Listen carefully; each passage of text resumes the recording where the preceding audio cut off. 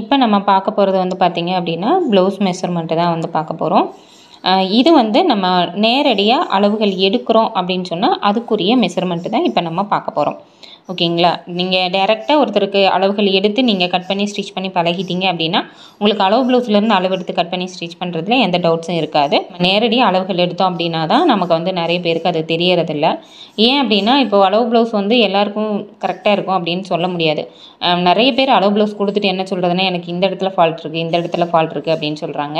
அது நம்ம என்ன கரெக்ட் பண்ணி ஸ்டிச் பண்ணாலுமே வந்து அவங்களுக்கு அந்த முழு திருப்தி அப்படிங்கிறது வரதில்லை கஸ்டமருக்கு. ஸோ நீங்கள் ஒரு டைம் அவங்களுக்கு அளவு ப்ளவுஸ் வச்சு நீங்கள் அளவு ப்ளவுஸ் அப்படிங்கிறத நீங்கள் வந்து ஒரு ரெஃபரன்ஸ்க்காக வச்சுக்கலாம். அப்படி சொல்கிறவங்களுக்கு நீங்கள் ஒரு டைம் அளவெடுத்து நான் சொல்கிற மாதிரி ஸ்டிச் பண்ணி பாருங்கள். கண்டிப்பாக இது வந்து உங்களுக்கு 99% வந்து உங்களுக்கு கரெக்டாக சூட் ஆகும். ஓகேவா? இப்போ என்னென்ன மெஷர்மெண்ட் வேணும் அப்படிங்கிறத நம்ம ஃபஸ்ட்டு வந்து பார்த்துடலாம். இப்போ நீங்கள் நேரடியாக ஒருத்தர் அளவு எடுக்கிறீங்க அப்படின்னா என்னென்ன மெஷர்மெண்ட் வந்து நீங்கள் எடுக்கணும் அப்படிங்கிறத நான் உங்களுக்கு சொல்லிடுறேன். ஓகேங்களா?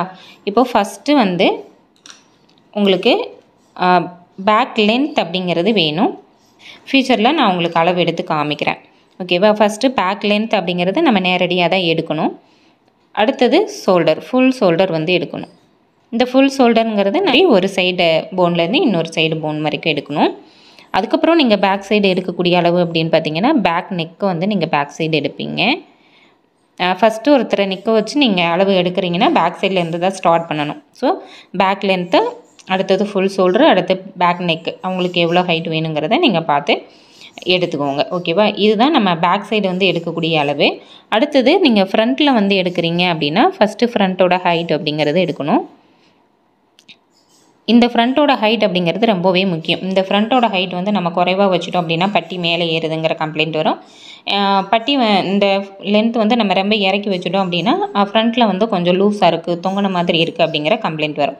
ஸோ இந்த ஹைட் எடுக்கிறது அப்படிங்கிறது ரொம்ப முக்கியம். இந்த ஹைட்டு நீங்கள் எப்படி எடுக்கணும் அப்படின்னா இந்த ஹைட் எடுக்கும்போது அவங்க இன்னர் போட்டிருந்தாங்க அப்படின்னா ரொம்பவே அது யூஸ்ஃபுல்லாக இருக்கும். அப்போ தான் உங்களுக்கு அந்த அப்பெக்ஸ் பாயிண்ட்டாக இருக்கட்டும், மிட் பாயிண்ட்டாக இருக்கட்டும், அல்லது அந்த ஃபுல் ஹைட்டாக இருக்கட்டும் நம்மளால் கரெக்டாக எடுக்க முடியும். ஸோ அதை வந்து நீங்கள் கஸ்டமர்கிட்ட கன்ஃபார்மாக கேட்டுக்கோங்க இன்னர் போட்டிருக்காங்களா அப்படின்னு சொல்லிட்டு. இன்னர் போட்டிருந்தாலுமே அது கரெக்டான ஃபிட்டிங்கில் இருக்கணும். அப்படி நீங்கள் அளவு எடுத்தீங்க அப்படின்னா உங்களுக்கு இந்த ஃப்ரண்ட் ஹைட்டு அப்படிங்கிறது சரியாக வந்து வரும். ஓகேவா? அடுத்தது ஃப்ரண்ட்டோடைய நெக்கு. இது ஃப்ரண்ட்டோட நெக்கு. இப்போ பேக் நெக் ஆகட்டும் ஃப்ரண்ட் நெக் ஆகட்டும் நம்ம கால்குலேஷன் பண்ணி கொண்டுட்டு வந்துக்கலாம்.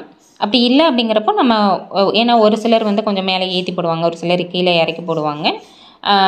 அதனால் நீங்கள் அளவுகள் எடுக்கிறீங்க அப்படின்னா இதையும் நீங்கள் எடுத்துக்கோங்க. ஓகேவா? அடுத்தது வந்து நமக்கு ஆர்ம் ஹோல் ரவுண்ட் எடுக்கணும். ஆர்ம் ஹோல் ரவுண்ட் எடுக்கணும். அதுக்கப்புறம் இந்த ஆர்ம் ஹோல் ரவுண்ட் எடுக்கிற இடத்துலையே வந்து ஆர்ம் ஹோல் வித்து எடுக்கணும். இதை வந்து நம்ம கேப் ரவுண்ட் அப்படின்னு சொல்லுவோம். Cap round. அடுத்தது ஸ்லீவ் லென்த்து. Sleeve length. அடுத்தது ஸ்லீவ் ஓப்பன். அடுத்தது வந்து செஸ்ட் ரவுண்டு. அடுத்து மிட் பாயிண்ட்டு, அதாவது middle chest. Middle chest round. இது வந்து எதுக்காக எடுக்கிறோம் அப்படின்னா நம்ம கப் சைஸ் வந்து கரெக்டான அளவில் நம்ம பிடிக்கணும் அப்படிங்கிறதுனால தான்.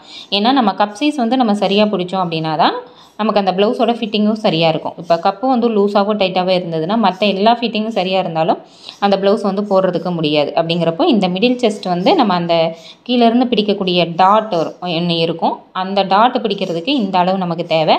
அது மாதிரி பிரின்சஸ் கட்லாம் போடுறோம் அப்படின்னா நமக்கு இந்த மிடில் செஸ்ட் வந்து நமக்கு தேவைப்படும். அதனால் நீங்கள் செஸ்ட் ரவுண்ட் எடுக்கும்போது நீங்கள் மிடில் செஸ்ட்டும் சேர்த்து எடுத்துக்கோங்க.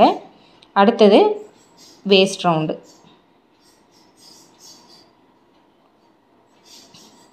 அடுத்தது வேஸ்ட் ரவுண்டு. இந்த 12 அளவுகளுமே நீங்கள் நேரடியாக ஒருத்தர் அளவுகள் எடுக்கிறீங்க அப்படின்னா நீங்கள் வந்து கண்டிப்பாக எடுக்க வேண்டிய அளவுகள். ஓகேவா? இப்போ இதிலேருந்து நம்ம மற்றதெல்லாம் எப்படி கொண்டுட்டு வரணும் அப்படிங்கிறத நம்ம பார்க்கலாம். இது வந்து நம்ம நேரடியாக அளவுகள் எடுக்கிறோம் அப்படின்னா மட்டும்தான். ஓகேங்களா? இப்போ இது எல்லாமே நீங்கள் அப்படியே காப்பி பண்ணிக்கலாம். இல்லைனா ஃபஸ்ட்டு ஒரு டைம் வீடியோவை பார்த்துட்டு செகண்ட் டைம் வந்து நீங்கள் ஸ்க்ரீன்ஷாட் எடுத்து வச்சு நீங்கள் தனியாக வந்து எழுதிக்கோங்க. இப்போ இது எல்லாமே நம்ம எடுக்க வேண்டிய அளவுகள். இப்போ இதிலேருந்து நம்ம என்னென்ன அளவுகள்லாம் கொண்டுட்டு வரணும் அப்படின்னு பார்த்தீங்கன்னா ஃபஸ்ட்டு நம்ம பேக் லென்த்துங்கிறது மார்க் பண்ணிடுவோம். செகண்ட் இது வந்து எடுக்க வேண்டிய அளவுகள், இது வந்து நம்ம எடுத்துகிட்டு வர்ற அளவுகள். இதில் வந்து ஃபஸ்ட்டு அப்படின்னு பார்த்திங்கன்னா ஃபுல் ஷோல்டர் நம்ம வந்து அளவு எடுத்துருவோம். இதிலேருந்து நம்ம ஆஃப் ஷோல்டர் தான் வந்து மார்க் பண்ணுவோம். ஸோ ஆஃப் ஷோல்டர் அப்படிங்கிறது நமக்கு வேணும். Half shoulder. செகண்ட் வந்து ஆம்ஹோல் லென்த். ஆம்ஹோல் லென்த் வந்து நம்ம நேரடியாக எடுக்க முடியாது, நம்ம இப்போ எடுத்து வச்சுருக்கிற அளவுகள்லேருந்து தான் எடுத்துகிட்டு வரணும். So armhole length. அதுக்கடுத்து வந்து பார்த்திங்கன்னா நெக்கு வித்து. இந்த நெக்கு வித்து அப்படிங்கிறது நம்ம கழுத்து அகலம். கழுத்து அகலமும் வந்து நம்ம அளவு எடுக்கும்போது எடுக்க முடியாது, எடுத்துருக்கிற அளவுலேருந்து தான் எடுக்கணும். இந்த 3 அளவுகளுமே நம்ம கால்குலேஷன் படி தான் கொண்டுட்டு வர முடியும். அடுத்தது உங்களால் முடியும் அப்படின்னா இப்போ நான் சொல்லக்கூடிய இந்த 2 அளவுகளுமே நீங்கள் எடுத்துக்கோங்க. அது என்னன்னு பார்த்தீங்கன்னா பஸ்ட்டு செப்பரேஷன்.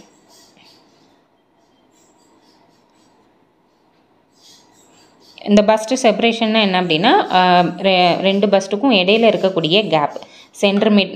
இப்போ இந்த சைடு ஒரு பஸ்ட், இந்த சைடு ஒரு பஸ்ட் அப்படின்னா இதுக்கு சென்டர் பாயிண்ட்லேருந்து இதுக்கு சென்டர் பாயிண்ட் வரைக்கும் இந்த மாதிரி குறுக்க எடுக்கக்கூடிய அளவு தான் இந்த பஸ்ட்டு செப்பரேஷன் அப்படிங்கிறது.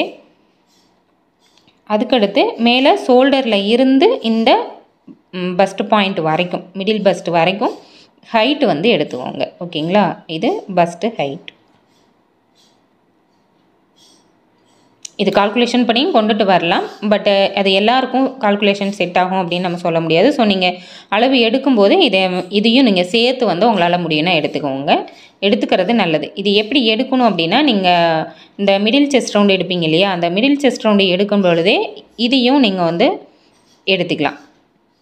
அந்த மாதிரி இந்த பஸ்ட்டு ஹைட்டு வந்து நீங்கள் ஃபுல் ஹைட் எடுப்பீங்க இல்லையா, ஃப்ரண்ட்டோட ஃபுல் ஹைட் எடுக்கும்போதே இந்த பஸ்ட்டு வரைக்கும் அந்த மிட் பாயிண்ட் வரைக்கும் எவ்வளோ இருக்குது, ஃபுல் ஹைட் எவ்வளோ இருக்குது அப்படிங்கிறத நீங்கள் வந்து பார்த்துக்கலாம். ஓகேங்களா. சப்போஸ் இதை நீங்கள் தனியாக எழுதலை அப்படின்னாலுமே நீங்கள் என்ன பண்ணலான்னா இந்த ஃப்ரண்ட் ஹைட்டுக்கிட்டேயே வந்து நீங்கள்கிட்ட இப்போ மொத்தமாக ஒரு 14 இன்ச் அப்படின்னா இப்போ மிட் பாயிண்ட் வரைக்கும் ஒரு 10னா 10 பக்கத்தில் ஒரு 14, 10 14ன்னு எழுதினீங்கன்னா 10ங்கிறது அந்த மிட் பாயிண்ட், 14 அப்படிங்கிறது ஃபுல் ஹைட், அப்படி நீங்கள் எடுத்துக்கலாம். அடுத்தது இந்த பஸ்ட்டு ஹைட்டு நான் இப்போ சொல்லிட்டேன். அந்த மாதிரி இந்த பஸ்ட்டு செப்பரேஷன் வந்து இந்த மிடில் செஸ்ட் எடுக்கும் பொழுது இப்போ மிடில் செஸ்ட் வந்து இப்போ டோட்டலாக ஒரு 40 இன்ச் இருக்குது அப்படின்னா அதுக்கு பக்கத்துலேயே இந்த பஸ்ட்டு செப்பரேஷன் எவ்வளோ இருக்குது, 8னா 8, 8.5னா 8.5 அந்த மாதிரி நீங்கள் எழுதிக்கலாம். இல்லைன்னா இந்த மாதிரி தனியாக கூட நீங்கள் எழுதிக்கோங்க. ஓகேங்களா.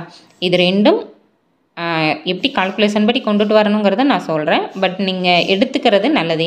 அடுத்தது இப்போ நம்ம இது எல்லாமே எடுத்துகிட்டு வரவோம். அதுக்கடுத்து பார்த்திங்க அப்படின்னா கப்புடைய மெஷர்மெண்ட்டு, கீழேருந்து பிடிக்கக்கூடிய அந்த டாட்டுடைய அளவு, கப் டாட்டுக்கு என்ன அளவு வேணுமோ அதை வந்து நம்ம எடுத்துகிட்டு வருவோம். அதுக்கப்புறம் ஃப்ரண்ட்டில் வந்து ஃப்ரண்ட்டு பட்டி ஹைட் அப்படின்னு நம்ம சொல்லுவோம். அதாவது ஃப்ரண்ட் பீஸில் முன்பக்கம், அடுத்தது ஃப்ரண்ட்டில் வந்து சைடு ஹைட்டும் நம்ம தான் வந்து கண்டுபிடிக்கணும். ஓகேவா. அடுத்தது 7 வந்து பட்டியுடைய அகலம், பட்டி அதாவது பெல்ட்டோட வித்து, அடுத்தது பெல்ட்டோட ஹைட். இந்த ஹைட் அப்படிங்கிறது ஃப்ரண்ட்டு, சென்ட்ரு, சைடு 3 இடத்துலையுமே இந்த ஹைட் அப்படிங்கிறத நம்ம எடுத்துகிட்டு வருவோம். அதாவது பட்டியுடைய அகலமும் உயரமும் நம்ம சேர்த்து எடுப்போம். ஓகேங்களா. இந்த அளவுகள் எல்லாமே நம்ம எடுத்துகிட்டு வர்ற அளவுகள், ஏற்கனவே நம்ம எடுத்த அளவுகள்லேருந்து நம்ம எடுத்துகிட்டு வரணும். இப்போ இது வந்து உங்களுக்கு ஈஸியாக புரிஞ்சுருக்கும் அப்படின்னு நான் நினைக்கிறேன். இப்போ நம்ம என்னென்ன அளவுகள் எடுக்கணும் அப்படிங்கிறதும், நம்ம எடுத்த அளவுகள்லேருந்து என்னென்ன அளவுகள் கொண்டுட்டு வரணும் அப்படிங்கிறதும் நான் உங்களுக்கு சொல்லிட்டேன்.